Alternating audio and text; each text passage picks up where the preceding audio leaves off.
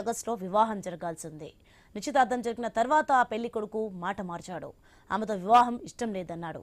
తనకు ఇదివరకే చాలా మంది లవర్స్ ఉన్నారని చెప్పడంతో ఆమె మనస్తాపానికి గురైంది. 12 పేజీల సూసైడ్ నోట్లో ఈ విషయాలు వెల్లడయ్యాయి. ఆ యువతి ఆత్మహత్య చేసుకోవడం కలకలం రేపుతోంది. ఈ ఘటన కడప నగరంలో చోటు చేసుకుంది.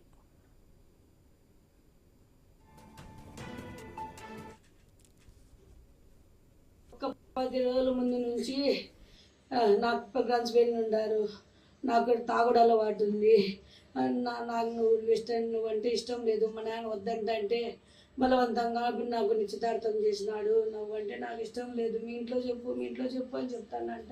ఇష్టం లేకుంటే ఎంగేజ్మెంట్ కాకపోతే ఎట్లా చెప్పుకున్నావు, ఎందుకు ఇచ్చేసినావు అని అడిగితే నేను ఆ పొద్దు చెప్పినా, ఈ పొద్దు నాకు నీ మీద ఫీలింగ్స్ కలగడంలే, నువ్వంటే ఇష్టం లేదు, నువ్వు నాతో ఫోన్ చేయగాక, నాతో మాట్లాడగాక నీ టార్చర్ చేసినాడు సార్ నా బిడ్డకు.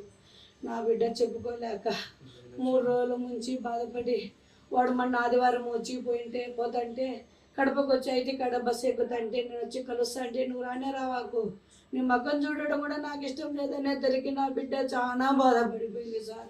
ఆ 2 రోజుల నుంచి ఒకటే మీద దిగులుగా ఉంది. ఎందుకమ్మా ఎంత దిగులుగా ఉన్నావు అంటే చెప్పలే, నాకు చెప్పలే.